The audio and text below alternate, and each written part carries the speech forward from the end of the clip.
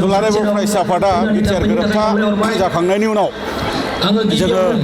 जोंनि जिखिनि हाबा मावनायनि जि डाइरेक्शन बेखौ जोङो थिक खालामनानै लादों गिबियावनो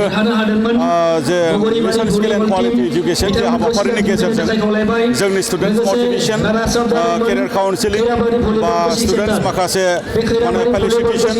बा स्टुडेन्ट्सफोरनि माने मोजांनि थाखाय टेलेन्ट सार्च एग्जामिनेशन बा स्टुडेन्ट्सफोरनि माने मोजांनि थाखाय मोनसे थासारि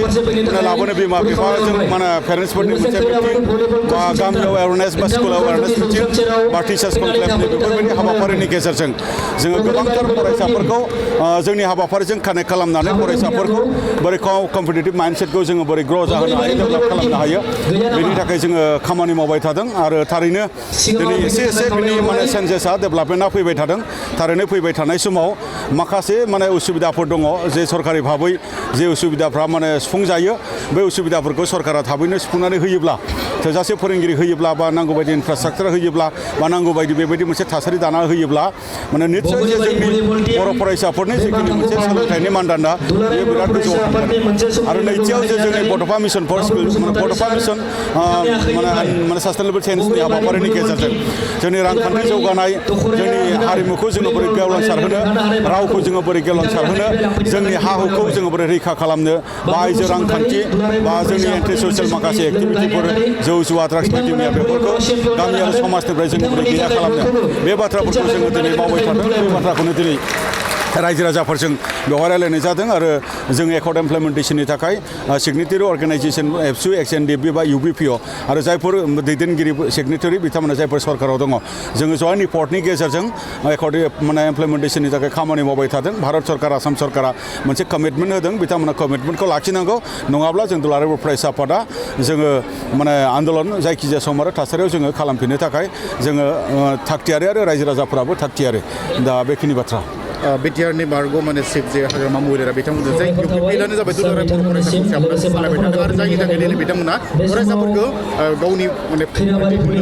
गोबां खालामबाय थादों बे समाव हाग्रामा महिलारि बिथाङा मा समाव मा बुङो बेखौ रायजो राजाफ्रा मिथिगौ आरो बिथांनि बुंनायाव कमप्लिटलि पलिटिकेल मटिभेटेड बिथाङा नैबेबायदि टाइमाव एबसुखौ टारगेट खालामदों एबसुखौ टारगेट खालामनानै रायजो राजाफ्रा जेन एबसुखौ गाज्रि मोनो बे बाथ्रानि थाखाय बिथाङा प्रपागान्डा सालायदों बावहाय बेयो कमप्लिटलि मिसा आरो हुआ जे नंगौ दुलाराय बर' फरायसा आफादा एकर्ड इमप्लिमेन्टेसननि थाखाय खामानि मावबाय थादों आरो सरकारा थाबैनो जुदि बेखौ मावनानै होआबा आरो मावनानै होनायाव जुदि दिले जाबाय थादोंब्ला बेनि हेंथायैबो जोङो बाथ्रा बुंबाय थादों नाथाय बे नङा जे जों दुलाराय बर' फरायसा आफादा बबेबा मोनसे सरकारखौ जोङो सालायदों बा बबेबा मोनसे राजखान्थियारि दोलोखौ जोङो सालायदों बे कमप्लिटलि मिसा बेबायदि फोरमान बेबायदि जेबो गैया आरो बबेबा सरकारा दुलाराय बर' फरायसा आफादजों सालायजाग्रा सरकार नङा बबेबा राजखान्थियारि दोलोआ दुलाराय बर' फरायसा आफादजों सालायजाग्रा माने दोलोबो जानो हाया आरो गावबो दुलाराय बर' फरायसा आफादजों सालायजाग्रा दोलो जाबोनो हायाखै गतिके बेफोरबायदि बाथ्राफोरखौ लानानै गोनो गोथो खालामनाय बियो मिसा माने प्रसार खालामनाय होननानै जोङो सानो बिथाङा गावनि गोहो बेखौ मोनफिननांगौनि थाखाय बबे समाव मा खोथा बुङो रायजो राजाफ्रा मिथिखागौ बेनि थाखायनो बेवहाय जोंहा गोनो गोथो जानो गैया बिथाङा जाहैबाय माने हाथाय गनाय मोसा मासे बिथांनि अरनायजों माने दा जेबो जाया आरो बेजों लोगोसे नुदों साफा सानै सुबुंफोरा खिन्थु बर'नि गेजेरावनो दुलाराय बर' फरायसाखौ गोबां बुंनानै बिथांमोना गोबां बाथ्राफोर बुंदों बेनि थाखाय मा बुंगोन बेनि बिथांमोननि बेवहाय जोङो दुलाराय बर' फरायसा आफादा थांनाय समफ्राव गोबां खैदां खैफोद माने पुलिसनि माने बायदि मैया नासयनाय खुंगिरिफोरनि बायदि मैया नासयनाय बा गावजों गावनि गेजेराव बायदि मैया माने नासयनाय बेखौ लोगो मोनबोजोब्बाय आरो दुलाराय बर' फरायसा आफादखौ फोजोबनो थाखाय गोबां माने चक्रआ नाजाबोबाय थेवब्लाबो दुलाराय बर' फरायसा आफादखौ हायाखै आरो दिनै एकर्डखौ लानानै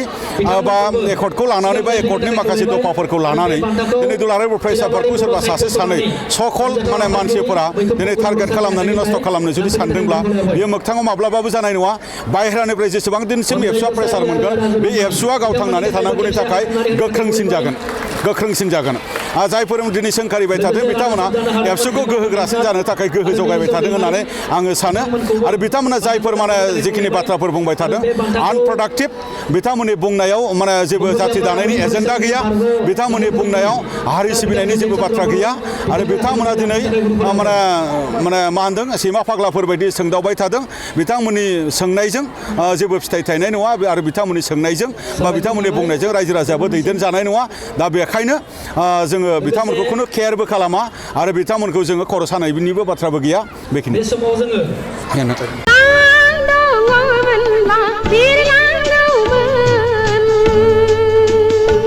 बर'नि गिबिसिन आबुं बर' सावथुन आलायारन सावथुनखौ नायनो हांखुर जानानै थानाय रायजो राजाफोरनि थाखाय गोजोनथाव खौरां। आंनि सिमां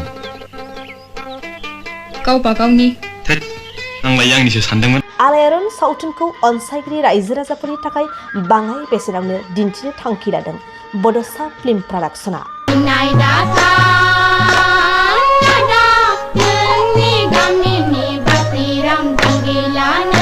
रायजो राजाफोरनि खाबुनि थाखाय क्रिसमास आरो इंराजि गोदान बोसोरजों लोब्बा लाखिनानै गोदान बोसोर 2024 इं मायथाइनि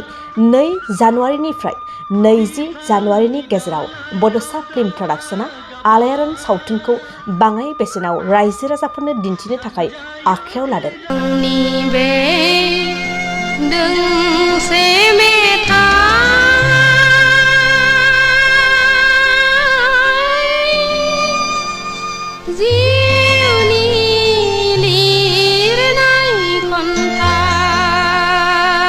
फैगौ 2 जानुवारिनिफ्राय 20 जानुवारिनि गेजेराव सिगाङाव लानाय बेसेननिख्रुइ गोबां खमसिन बेसेनाव आलायारन सावथुनखौ लांनानै रायजो राजाफोरनो दिन्थिनो हागोन। सुदेम बार बारनाय गोजोनग्लायनाय समाव बिरलाङो गोसोआ नोंनि सेराव। क्रिसमास आरो इंराजि गोदान बोसोरजों लोब्बा लाखिनानै आलायारन सावथुनखौ अनसायगिरि रायजो राजाफोरनि थाखाय बाङाय बेसेनावनो दिन्थिनो थांखि लादों बड'सा फिल्म प्रडाक्शना। कुन्जेनि खैसाराव नोंथाङा गासनबाय, नोंथाङा गावनि खाफालखौ जाबाय। हाखौ लामारनो नाजायोब्ला बाथ्राया गाहाम जानाय नङालै। बेनिखायनो दासिमबो जुदि नोंथांमोनहा आलायारन सावथुनखौ नुवाखैब्ला थाबैनो जगाजग खालामदो आरो बाङाय बेसेनावनो लांनानै आलायारन सावथुनखौ नायनो गोसो जानानै थानाय रायजो राजाफोरनो दिन्थिहैदो। नों खालि आंनो 500 रांल' हर, हाया फाक्का। नोंथांमोना आलायारन सावथुनखौ सिगांनि बेसेननिफ्राय गोबां खमसिन बेसेनाव लांनो थाखाय 8453766183 9678616741 आरो 7896298145 मबाइल नम्बराव फोनांजाब खालामदो।